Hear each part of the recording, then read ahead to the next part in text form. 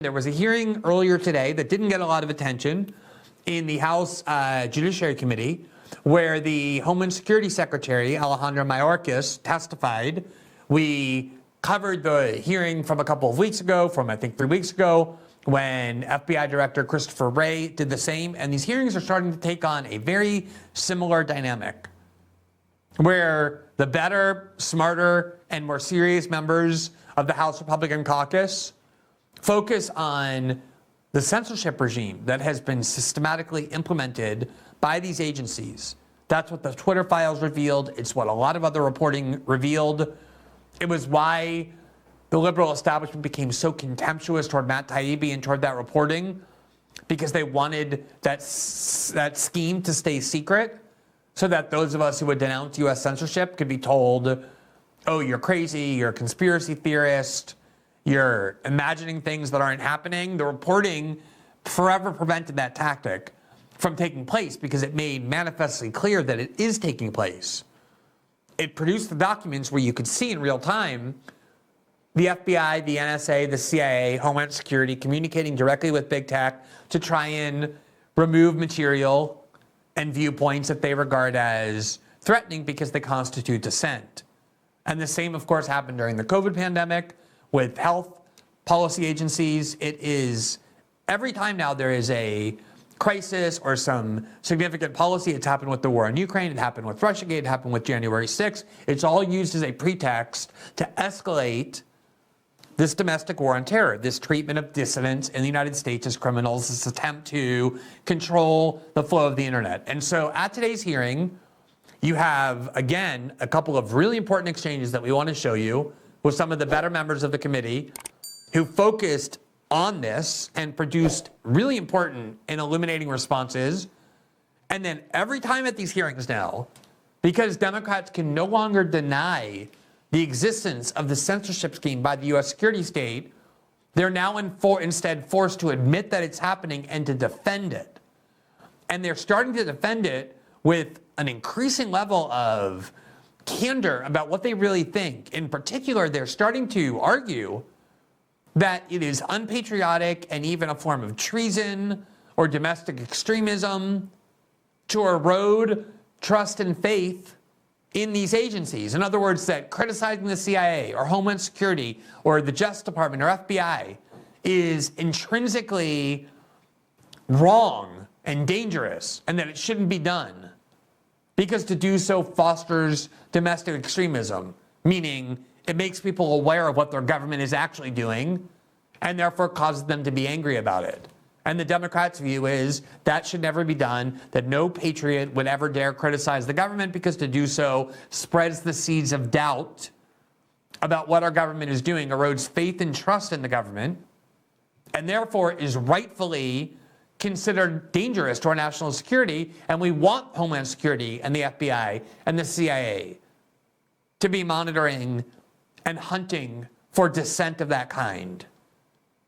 So I know sometimes when I describe it that way, it sounds like I'm exaggerating or unbelievable, which is why we think it's so important for you to see the key excerpt at these hearings so you can watch the dialogue that ensues whenever Biden's top cabinet secretaries who oversee the censorship regime are questioned about it. Now, the first clip I want to start with is from Mike Johnson, who is a Republican from Louisiana. I had him on my show a month or so ago, after I think the hearing where he so adeptly questioned the FBI director. And I think because he has kind of a banal name and he doesn't draw a lot of attention to himself with rhetorical fireworks or with positions that are just catered to get attention for himself on cable news, he kind of fades a little bit into the woodwork. But I've become increasingly impressed with him the more I pay attention to what he's doing. He's a constitutional lawyer and focused on that before he entered the Congress. He really knows what he's talking about. I think he's extremely genuine about the principles he's defending, about the right to dissent and the importance of free inquiry and the dangers of having our government involve itself in arrogating to itself the power to decree truth and falsity and to try and ban free expression on the grounds that it's false. And so I want to show you the bulk of his exchange today with the Homeland Security Secretary, because it really illuminates, I think in a very clear way, what the U.S. security state is doing and how they're defending it, and what the actual critique is that I think every member of Congress should be vocally raising and objecting to. So let's start with that clip of Congressman Johnson questioning DHS Secretary Mayorkas earlier today. Secretary Mayorkas, we have the frustrating responsibility on this committee of providing oversight of your agency, but I have to be honest and tell you I'm not sure exactly what you do at the Department of Homeland Security other than great harm. On your watch, the data is pretty clear. We've had record levels of illegal immigration, a rapid decline in deportations, skyrocketing fentanyl deaths across our country, and the Secret Service, which is a DHS component, can't determine who left cocaine at the White House.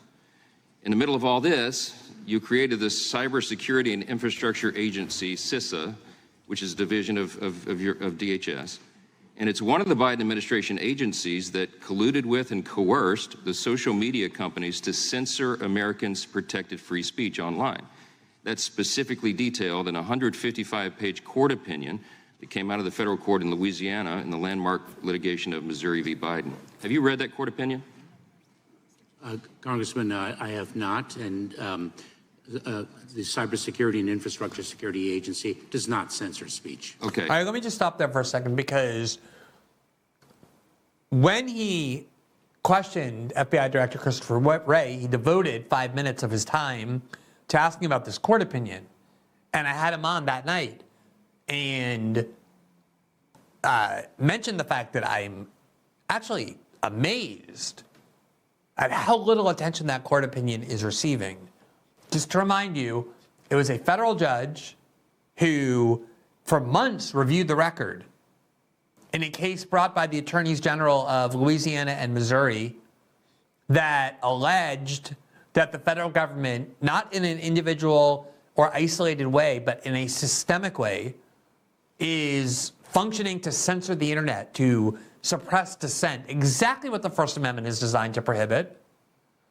And the judge issued a 155-page ruling detailing all of the evidence that proves that that in fact is happening, ruled that it is one of the gravest assaults on First Amendment press freedom or free speech rights in years, if not decades, and enjoined the Biden administration and these agencies, including the White House press secretary, the FBI, the CIA, the Department of Homeland Security, the CDC, from continuing to pressure big tech companies to censor information online. This should be the biggest story in our politics. And yet, not only isn't it, there's only a handful of members of Congress even seemingly interested in this, talking about it. And one of them is Congressman Johnson. And he told me in that interview that he thinks that not only he, but everyone on this committee should be focused on this court ruling extensively. But it's so suppressed and so ignored that this happened that Secretary Mayorkas says that he didn't even read the ruling. And I believe him, because he's almost never asked about it in all the news shows that he appears on. So let's watch the rest of this. Well, the court found otherwise, and it's really curious to me. Actually, it's quite alarming that you haven't read the opinion, because your agency is listed in this opinion. The federal court looked at volumes of evidence over months of litigation, and they determined, among other things, that if the allegations made by the plaintiffs, the states in this case, are true, and hold on, the preliminary injunction was granted against your agency, sir, and other Biden administration agencies, including the DOJ and FBI, the court said it involves the most massive attack against free speech in United States history. And you're telling me this opinion issued July 4th has not reached your desk? No one's briefed you on it? Oh, I have been briefed on the Missouri litigation. Okay, but you haven't taken the time to read it yet. Congressman, no, hold on. Have you read it or not?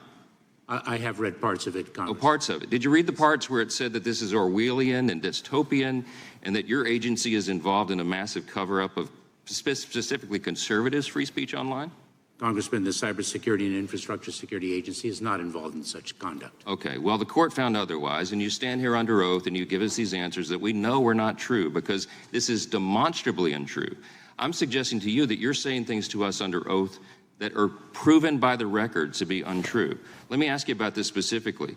CISA was created to, we call it the Misinformation and Disinformation Subcommittee of CISA. Are you familiar with that?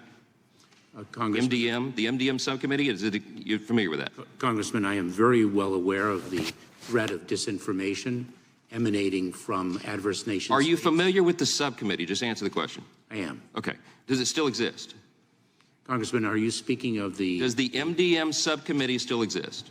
I would have to get back to you on that. Okay.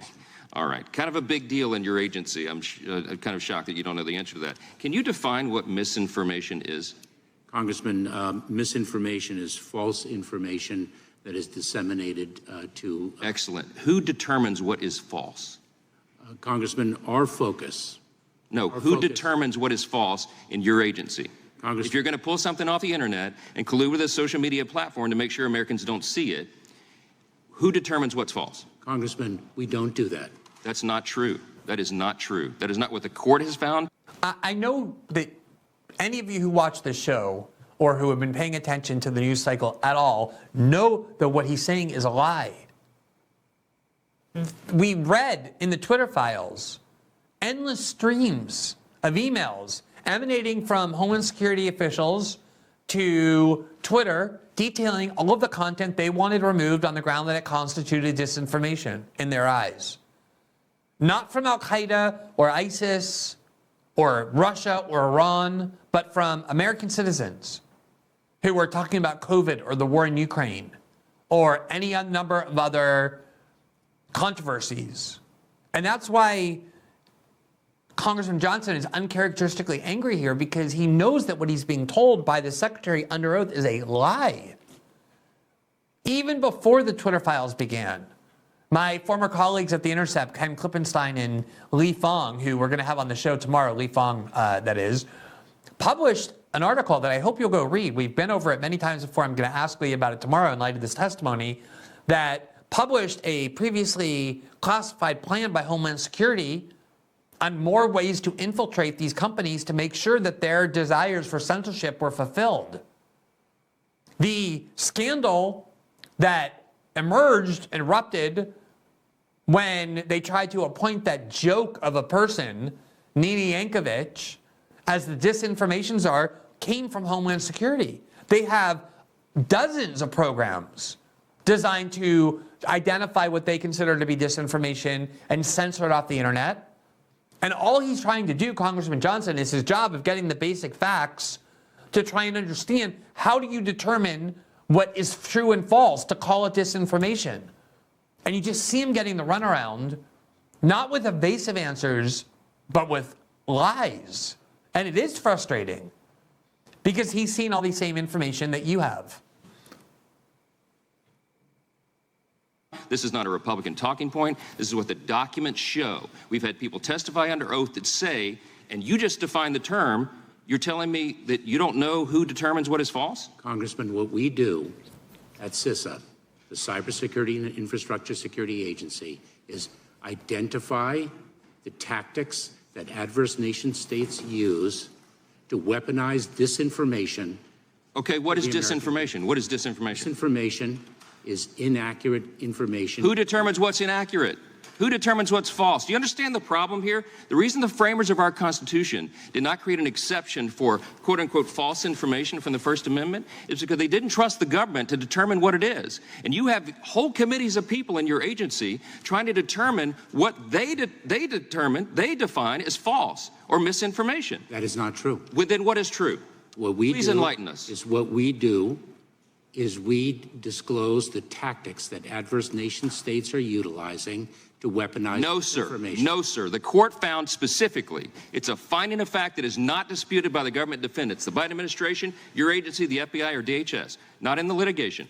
They determined you and all of your cohorts made no distinction between domestic speech and foreign speech. So don't stand there and tell me under oath that you only focused on adversaries around the world, foreign actors. That's not true. Congressman, the Missouri case, the litigation to which you refer, is the subject of continuing litigation. But the facts were not disputed, and I so regret that I'm out of time. I hope I get some more yielded. I yield back. Again, this is a mild-mannered person, and he was driven to this level of anger for reasons that are totally understandable. In fact, what's not understandable is that every person on this committee and every person in Congress doesn't share his anger. How is it that anybody could see this evidence proving that we have Homeland Security and the CIA and the FBI and the NSA arrogating unto itself the power to decree what is disinformation and then believing it has the authority to have it removed from the internet?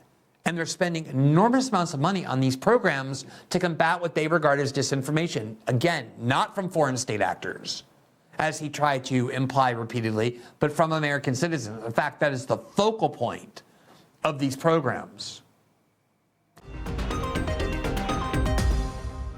Thanks for watching this clip from System Update, our live show that airs every Monday through Friday at 7 p.m. Eastern, exclusively on Rumble. You can catch the full nightly shows live or view the backlog of episodes for free on our Rumble page. You can also find full episodes the morning after they air across all major podcasting platforms, including Spotify and Apple. All the information you need is linked below. We hope to see you there.